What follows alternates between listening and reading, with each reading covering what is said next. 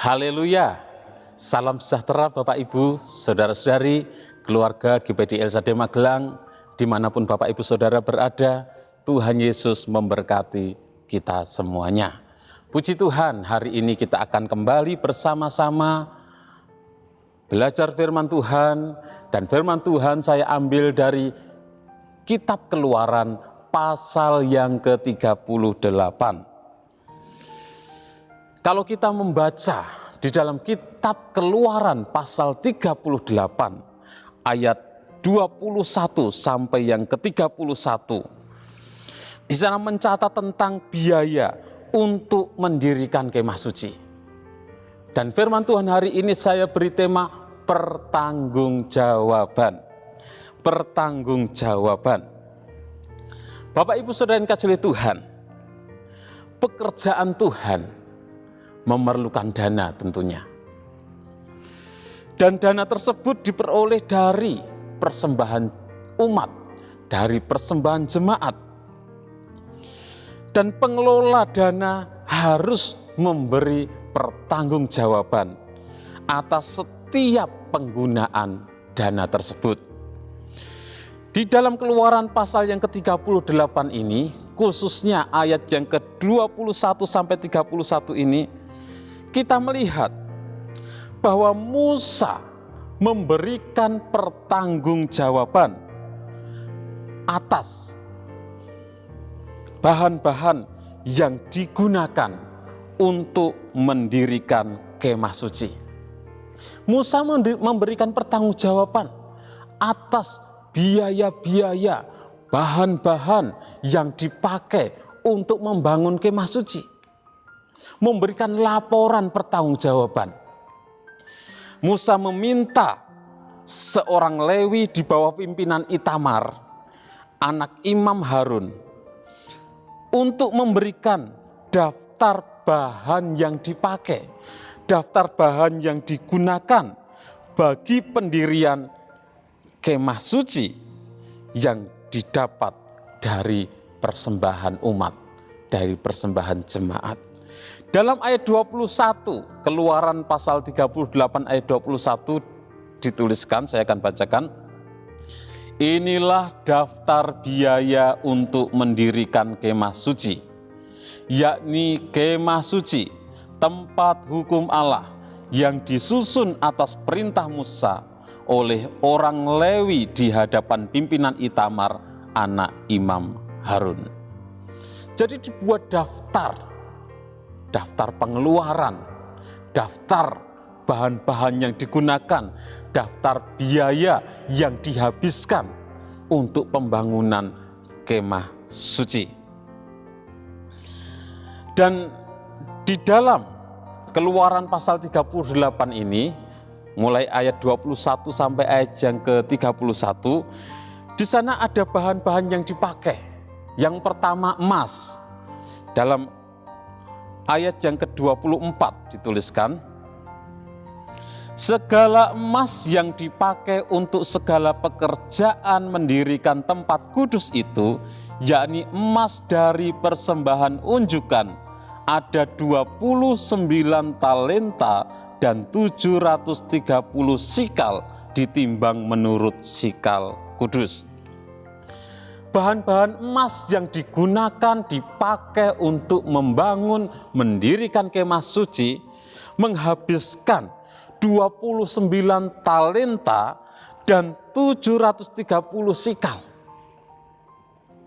1 talenta sama dengan 3.000 sikal. Jadi semua emas yang dipakai, kalau dibuat dengan ukuran sikal, adalah 87.730 sikal emas. Itu yang digunakan, dipakai untuk membangun kemah suci. ada begitu banyak emas yang digunakan. Dan bukan hanya emas, juga perak. Di dalam ayat yang ke-25, saya akan bacakan ayat 25 dikatakan, perak persembahan mereka yang didaftarkan dari antara jemaah itu ada 100 talenta dan 1.775 sikal, ditimbang menurut sikal kudus. Jadi juga menggunakan perak yang begitu banyak juga. Dicatat ada 100 talenta dan 1.775 sikal. 100 talenta perak tersebut dipakai untuk menuang alas-alas tempat kudus. Dan sebagian juga dipakai untuk alas-alas tiang tabir. Masing-masing 1 talenta. Dalam ayat 27, saya akan bacakan ayat 27. Dikatakan 100 talenta perak dipakai untuk menuang alas-alas tempat kudus dan alas-alas tiang tabir itu. 100 alas sesuai dengan 100 talenta itu. Jadi 1 talenta untuk 1 alas. Sedangkan yang 1.775 sikal perak dipakai untuk kaitan tiang-tiang. Jadi tiang yang satu dengan tiang yang lain harus dikait. Dan untuk membuat kaitan-kaitan itu menggunakan 1.775 sikal perak. Ayat 28 dicatat, dari yang 1.775 sikal itu dibuatnyalah kaitan-kaitan untuk tiang-tiang itu. Disalutnyalah kepala tiang itu dan dihubungkannya tiang-tiang itu dengan penyambung-penyambung. Jadi untuk membangun kemah suci, daftar yang digunakan bahannya ada emas, ada perak, dan juga ada tembaga. Di dalam ayat 29 dicatat, tembaga dari persembahan unjukan itu ada 70 talenta dan 2.400 sikal. Jadi ada tembaga. Tembaga dipakai untuk membuat alas-alas pintu kemah pertemuan dan mezbah tembaga dengan kisi-kisi tembaganya serta alas-alas lain. Ayat 30 dan 31 saya bacakan.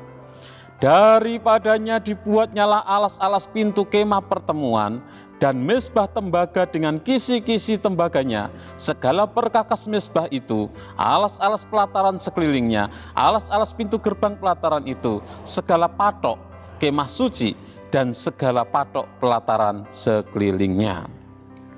Jadi ada banyak tembaga juga yang digunakan. Dan itu ada daftarnya, dicatat semuanya.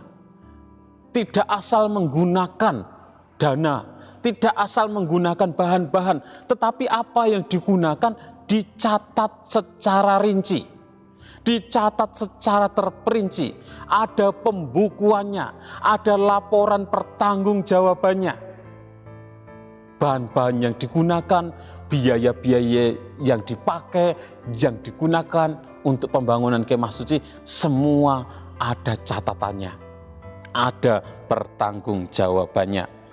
Kita melihat bahwa Musa mempertanggungjawabkan persembahan jemaat, baik yang berupa emas, berupa perak, maupun berupa tembaga.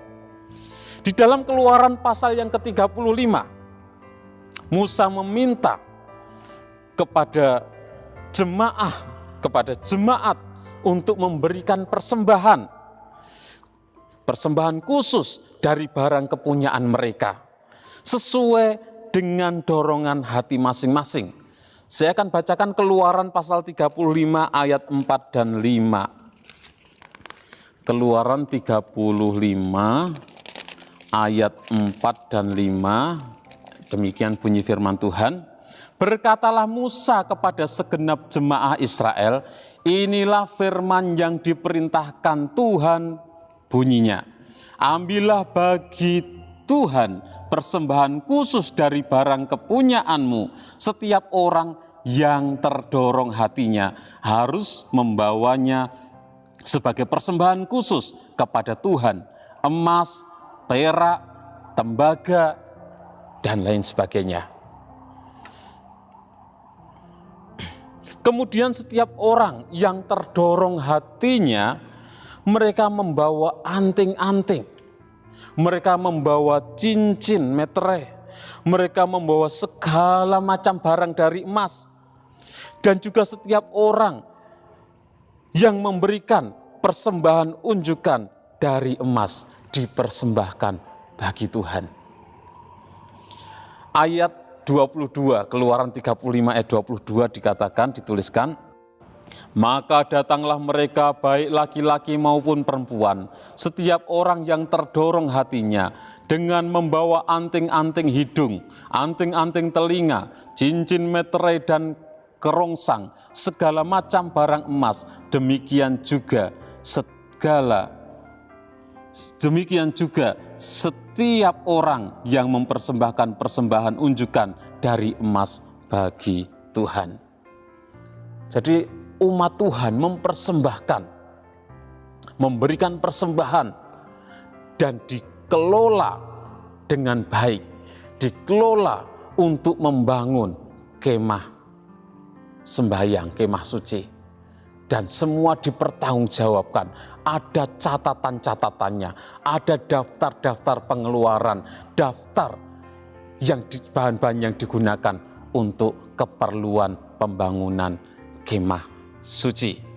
Kita sudah membaca di dalam Keluaran pasal yang ke-38 ayat 21 sampai yang ke-31.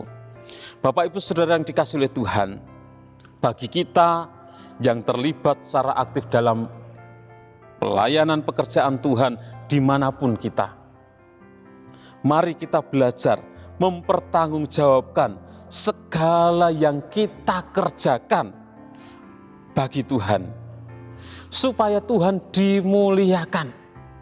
Kita harus mempertanggungjawabkan segala sesuatu yang Tuhan percayakan kepada kita. Sebagai umat-umat Tuhan, kita harus menjadi umat-umat Tuhan yang bisa mengelola dengan baik apa yang Tuhan berikan kepada kita. Apa yang Tuhan berikan dalam hidup kita harus kita kelola dengan baik, harus kita pertanggungjawabkan di hadapan Tuhan. Puji Tuhan, Tuhan Yesus memberkati Bapak, Ibu, Saudara semuanya. Mari kita berdoa. Terima kasih Tuhan buat segala kebaikan-Mu, kemurahan-Mu dan anugerah-Mu. Kami bersyukur buat segala kepercayaan yang Engkau berikan bagi setiap kami. Kepercayaan apapun juga Tuhan, biarlah ajar kepada kami untuk kami menjadi umat-umat Tuhan yang mempertanggungjawabkan segala sesuatunya, apapun juga di hadapan-Mu. Terima kasih Tuhan, memberkati seluruh umat-umat-Mu dimanapun mereka berada. Tuhan Yesus, berkatilah kami keluarga GPDI El Shaddai Magelang untuk selalu rendah hati, lemah lembut, dan sabar. Kiranya kami menunjukkan kasih dalam hal saling membantu dan terus berusaha memelihara kesatuan roh oleh ikatan damai sejahtera. Di dalam nama Tuhan Yesus Kristus kami berdoa bersyukur. Haleluya. Amin.